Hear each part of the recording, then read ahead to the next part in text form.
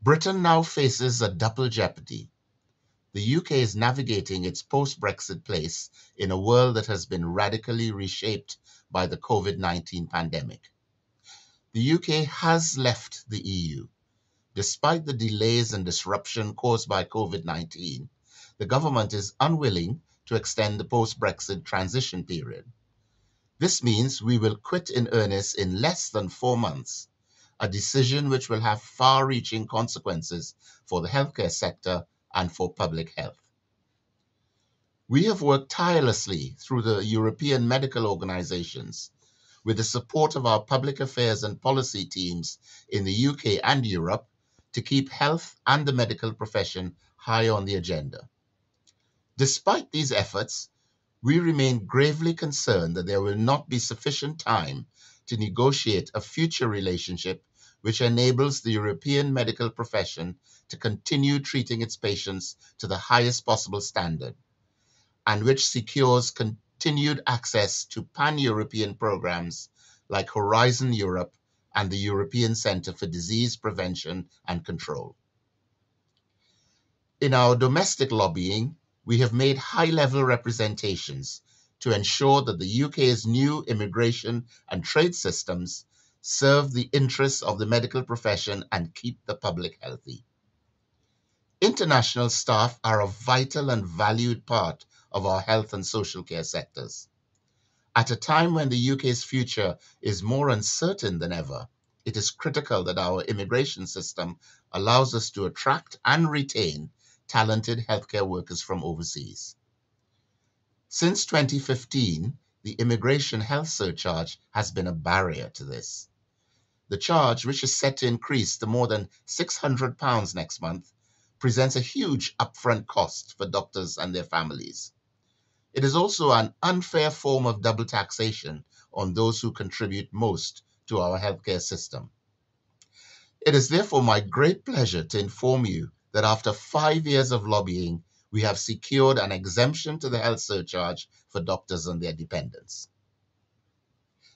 The UK government is currently negotiating trade deals with countries like the United States, Australia, New Zealand, and Japan, despite having no robust system for democratic scrutiny in place to guide negotiations. These are powerful global economies.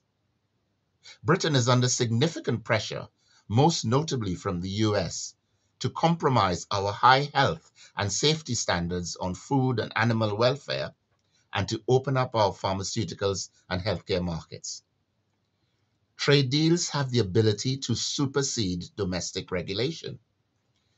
They could make it extremely difficult to raise our standards or bring in new public health measures. They could even stop future governments from reversing privatization in the NHS or prevent reform of the interface with social care towards a more collaborative model. That is why the BMA must continue to be a leading health voice on these issues. We will fight to ensure that short-term economic gain is not prioritized over health. We will hold government to account for their promise to protect the NHS so that across all 4 nations, the NHS can be publicly funded, publicly provided, and publicly accountable. RB, on 31st January 2020, the very day Britain left the EU, the first cases of COVID-19 were confirmed in the UK. In a matter of months, the UK has become one of the worst affected nations in Europe, whilst the virus has wreaked havoc across the globe. The World Health Organization has declared the pandemic to be the most severe global health emergency it has ever witnessed, and our profession is on the front line. Around the world, doctors put their lives at risk on a daily basis to care for patients. Amnesty International has reported that across 79 countries, up to 200,000 healthcare workers have been infected with COVID. More than 3,000 have died. The UK has lost over 500 healthcare staff to the virus, including at least 34 doctors. A significant number have been international doctors from Black, Asian, and minority ethnic backgrounds.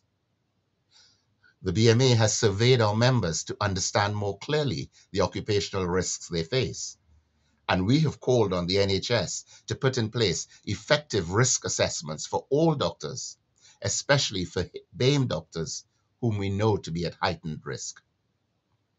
We have successfully lobbied to ensure that dependents of international doctors and other healthcare professionals who sadly die in service during the pandemic are granted automatic indefinite leave to remain in the UK. We will continue to push for all international doctors who have served in the NHS during this difficult and dangerous time to be given automatic indefinite leave to remain in recognition of their vital contribution. The BMA has been vocal in calling on the UK government and governments worldwide to take action to protect the safety and human rights of healthcare staff who are a vital resource during this crisis. Too many have been forced to work in unsafe conditions without the protective equipment they so desperately need. Still others have suffered stigma and attacks due to fear they will spread the virus. This must not be allowed to continue. Our profession must stand united in global solidarity to ensure that no country and no healthcare worker is left behind. It is also vital that vulnerable groups are supported at home or abroad. The BMA has been vocal about the impact of the virus on BAME populations in the UK. We urgently need interventions targeting the long-standing health inequalities revealed by the pandemic.